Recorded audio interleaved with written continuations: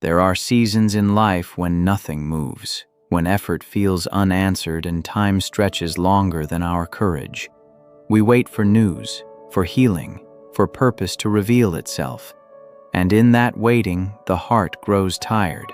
We begin to wonder if patience is just another word for being forgotten. But what if waiting is not emptiness? What if it is quiet work, shaping strength, preparing rebirth, teaching us the discipline to let go of what we cannot control?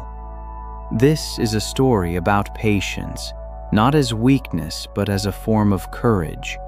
A story about failure that becomes healing, about letting go that leads to peace, and about a journey that looks still from the outside but transforms everything within. In a small town where days passed slowly, there lived a man who believed his life had stalled, until waiting taught him how to hope again. The town woke slowly every morning, as if it had learned not to rush life.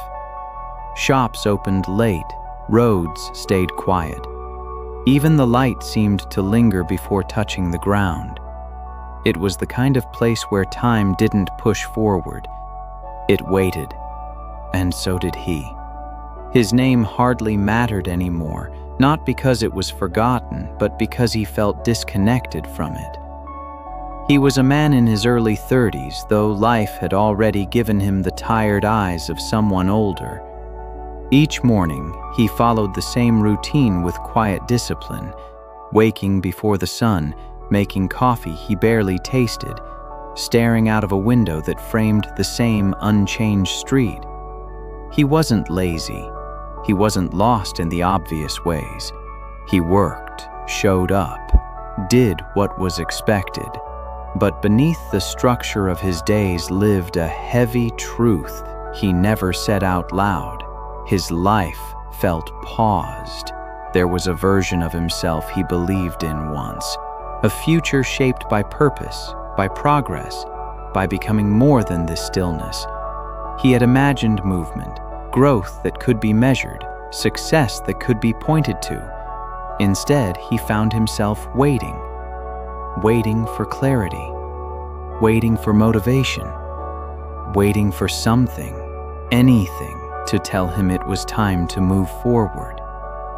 At night, when the town went silent, his thoughts grew louder. He questioned his patience, mistaking it for weakness.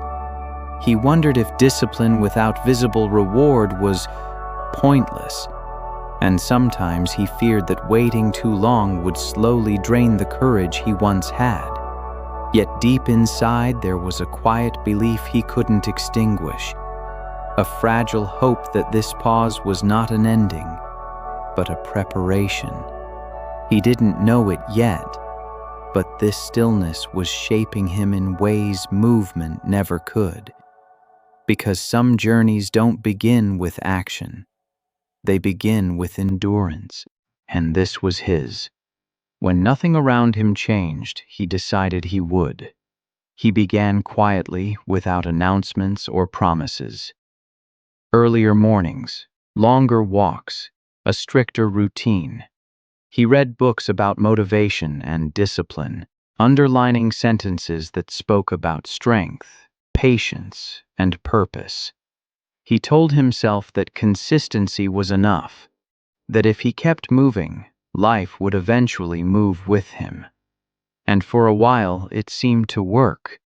Small victories appeared like brief flashes of light. He felt sharper, more focused. His body grew stronger. His days felt fuller. There was comfort in structure, in checking boxes, in knowing that at least he was trying. Each completed task whispered the same reassurance. You're getting closer. Closer to what, he wasn't sure, but closer felt better than still. People noticed too. They said he looked disciplined, grounded. You're doing well, they told him, and he nodded, holding on to those words like proof. He began measuring his worth by effort alone, believing that if he stayed disciplined long enough, the waiting would end on its own. But beneath the motivation lived impatience. He expected results to arrive on schedule. He watched the calendar as if time owed him something. When progress slowed or didn't show itself at all, frustration crept in. He worked harder, not wiser, pushed more, rested less. Discipline quietly turned into pressure. At night, exhaustion replaced peace. The routine that once gave him strength now demanded constant justification. Why am I still here? He wondered. Why does it feel like I'm running but not arriving? He didn't realize it then, but he wasn't learning patience. He was bargaining with time. He believed discipline was a transaction, effort in, certainty out. And life, quietly watching, prepared to teach him otherwise. Because progress that is rushed often collapses under its own weight. And the waiting was far from over. The fall didn't announce itself. It arrived disguised as an ordinary day. He woke with the same discipline, followed the same routine, and carried the same quiet belief that effort would eventually be rewarded. But by evening, something broke. Swiftly, completely, and without explanation that felt fair. The opportunity he had been working toward slipped away. Not slowly, not gently. One conversation, a few words spoken without ceremony, and it was over. The future he had rehearsed in his mind dissolved in seconds. No argument could save it. No extra effort could undo it. He nodded when he was told. He even thanked them. Discipline had taught him how to stay composed. But inside, something collapsed. On the walk home, the town felt different. Streets stretched longer, sounds faded. Even the familiar lights felt distant, as if they belonged to another life. He replayed every decision, every delay, every moment of waiting, asking the same question again and again. Was this my fault? That night, he sat in the dark without turning on a single light. The motivation that once carried him felt hollow now. Discipline, stripped of hope, became weight. The waiting, once tolerable, turned cruel. He had done everything right. He had stayed patient. He had shown up. And still, he failed. In the silence, a painful thought surfaced. What if this pause wasn't preparation? What if it was proof that he was simply stuck? Sleep didn't come easily, and when it did, it brought no rest. Only the heavy awareness that the future he believed in was gone, and he had no replacement ready. This wasn't just failure, it was the loss of meaning. And when meaning collapses, even the strongest discipline begins to crack. In the days that followed, he lived in repetition, not routine, but replay. Every moment of the past became something to inspect, something to correct. He revisited old conversations, paused at decisions he wished he had made faster, braver, differently. His mind became a courtroom, and he was both the accused and the judge. Waiting had changed its shape. It was no longer quiet. It was loud, restless, unforgiving. He woke with the urge to fix what could no longer be touched, to force an outcome that had already closed its doors. Letting go felt impossible, because letting go felt like admitting that all those months of discipline and patience had led nowhere. So he held on. He refreshed messages that would not come. He kept notes from plans that no longer existed. He told himself that if he stayed attached long enough, something might reverse itself. Hope became a form of control, fragile, desperate, exhausting. The town continued its slow rhythm, indifferent to his internal chaos. People passed him, unaware of the storm he carried silently. He smiled when spoken to, nodded at familiar faces, and returned home to the same quiet room where the past still lived. Guilt settled in next. Guilt for wanting more. Guilt for not being enough. Guilt for believing that patience alone could protect him from failure.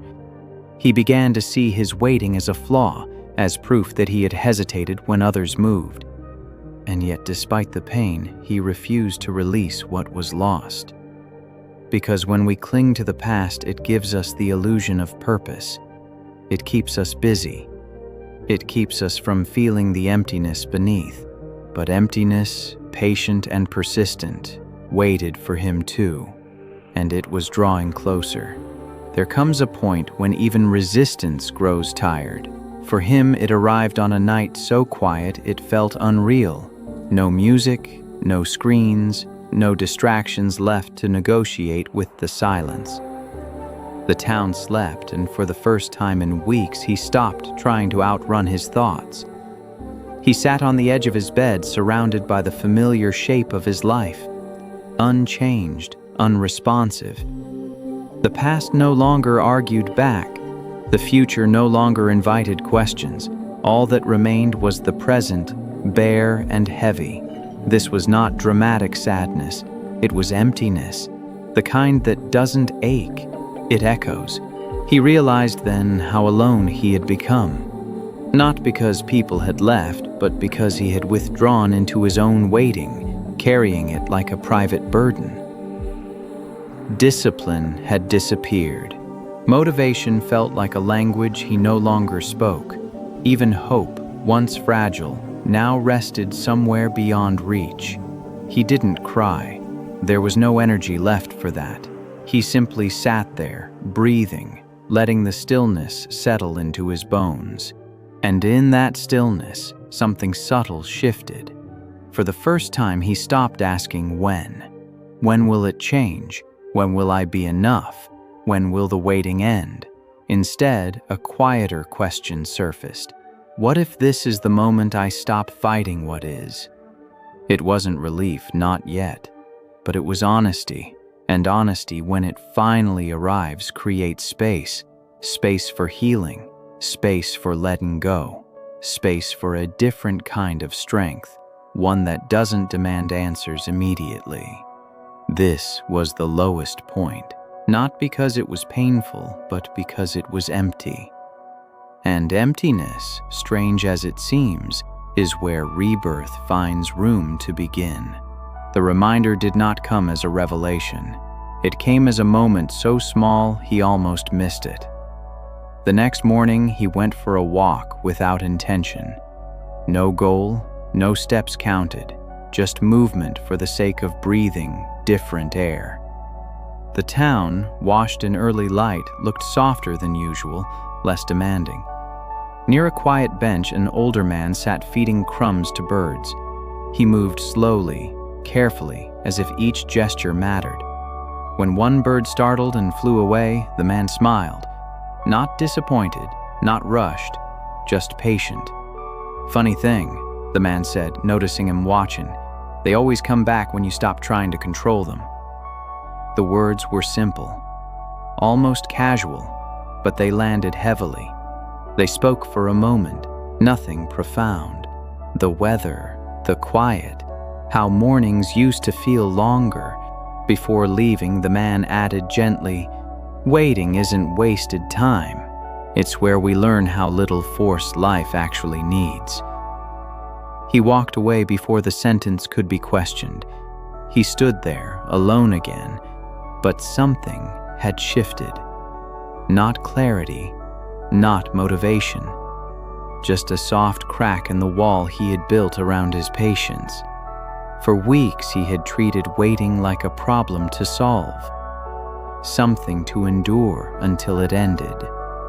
He had gripped time tightly, afraid that loosening his hold would mean losing everything. But watching the birds return, without being chased, without being summoned, something became clear. What he called stillness was not abandonment. What he called delay was not denial. And what he called weakness might have been strength, learning a quieter shape. He continued his walk, slower now. The waiting was still there, but it no longer felt like an enemy. He didn't wake up changed. There was no sudden surge of motivation, no dramatic sense of rebirth. What returned instead was something smaller and far more honest. He began to stay with discomfort instead of escaping it, to stay with unfinished answers instead of forcing conclusions. The waiting remained, but it softened when he stopped resisting it. His discipline returned quietly, stripped of urgency. Morning walks without expectations, work done without counting outcomes, rest without guilt. He no longer treated effort as a bargain with the future. He treated it as presence. Some days still felt heavy. On those days, he allowed them to be. Healing, he learned, was not about feeling better. It was about being less afraid of feeling anything at all. He started letting go in subtle ways. Old notes were put away. Conversations stopped being replayed. He caught himself when his thoughts rushed ahead and gently brought them back. Not with force, with patience. And slowly something unfamiliar emerged. Peace. Not the kind that celebrates arrival, but the kind that accepts the road. His life had not suddenly moved forward. The town remained slow. The outcomes remained uncertain, but he was no longer measuring his worth by speed. Waiting, once a punishment, became practice, a training ground for strength that didn't need proof, a space where purpose was not chased but clarified. He realized that courage was not always about action. Sometimes it was about restraint, about trusting that growth could happen beneath the surface, unseen. The pause that once frightened him now felt like a teacher, and though the journey was far from over, he sensed something important had begun. Not a new chapter of success, but a deeper chapter of self-respect.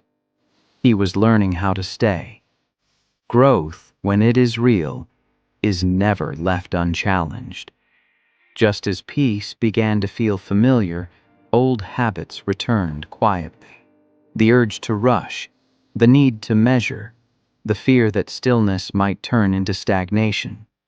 On certain mornings, impatience knocked again, disguised as ambition. He noticed it in his thoughts first. You're falling behind. Others are moving faster. How long can you really wait? The voices sounded convincing because they were familiar. They had once driven him. They had once given him energy. But now he paused before listening. Some days he slipped. He checked timelines that no longer mattered, compared his journey to someone else's progress, questioned whether patience was just comfort dressed up as wisdom. And yet, he returned to his walks, returned to his breath, returned to doing the work without demanding applause from the future. This time, consistency wasn't fueled by fear. It was anchored in trust. That was the difference. Waiting tested him not by adding weight, but by offering temptation. The temptation to abandon what was working quietly for what promised faster results. Strength revealed itself in his ability to remain, not rigid, not stubborn, but grounded. Time continued its slow movement, unchanged by his internal victories. But inside, something steady formed. A sense of self that did not collapse when progress felt invisible. He learned that discipline was not about control. It was about commitment. Commitment to the journey, even when motivation faded. Commitment to patience, even when no one noticed. And for the first time, waiting no longer felt like standing still. It felt like walking a path only he could see. One morning, he woke without the familiar weight on his chest. Nothing extraordinary had happened, No message arrived. No door swung open. The town looked the same, slow, quiet, unremarkable, and yet something inside him had settled into place. He moved through his day with an ease he didn't recognize at first. Not excitement, not relief, just steadiness, the kind that doesn't ask to be named. Waiting was still part of his life, but it no longer defined it. It walked beside him now, no longer ahead of him, no longer behind. He had stopped treating time like an opponent to defeat and started seeing it as a companion that reveals what rushing hides. Purpose appeared differently than he expected. It wasn't a destination. It wasn't a title or an outcome. It was the way he showed up, present, patient, awake. It was the quiet strength of choosing integrity over urgency, depth over speed. He noticed beauty he had missed before: morning light on old buildings, the sound of footsteps on empty streets, the comfort of doing one thing fully instead of many things hurriedly. Failure no longer felt like a verdict, it felt like instruction. Healing was no longer something he waited for. It was something he practiced daily through acceptance. For the first time in a long while, he trusted himself. Not because he had succeeded, but because he had endured without losing heart. The pause that once terrified him had done its work. He hadn't arrived anywhere new, but he had become someone new. And that, he understood now, was the true rebirth. Maybe this story feels familiar, because somewhere in your life, you are waiting too. Waiting for clarity, for healing, for proof that your effort is not invisible. And in that waiting, you've wondered if patience is costing you time, if stillness means falling behind. But here is what this journey quietly teaches. Waiting is not weakness. It is strength, learning how to breathe. Discipline is not force. It is choosing to return even when motivation leaves. Failure is not a dead end. It is a teacher that speaks softly to those who listen. Letting go is not loss. It is space made for peace. Purpose is not found by rushing. It reveals itself when we stay present. Healing is not an event. It is a practice. And rebirth does not arrive loudly. It unfolds when we stop resisting who we are becoming. If your life feels paused, it does not mean you are forgotten. Some transformations happen beneath the surface, where no one claps and no timeline can measure progress. So don't lose heart in waiting. Trust that the journey is shaping you. Trust that patience is building something deeper than speed ever could. And trust that one morning, quiet and ordinary, you will realize you are no longer the person who began this road. You will still be walking, but you will be walking with peace. If this story resonated with you, take a moment to reflect, to share it with someone who might need it, and to stay connected for more stories like this. Your waiting matters, and so do you.